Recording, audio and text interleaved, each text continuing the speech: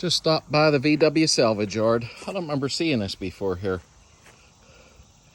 Pretty cool. Got some really big tires on the back. Even got the motor in it. Homemade gas tank. Pretty cool. That other one's still here.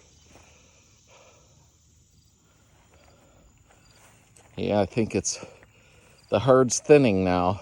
That Baja's still here. It's sitting in the weeds now. And the 70 sunroof. It's still sitting here. I think some of them are destined to stay. Sadly. Oh well, I wanted to do a quick peek while I was here.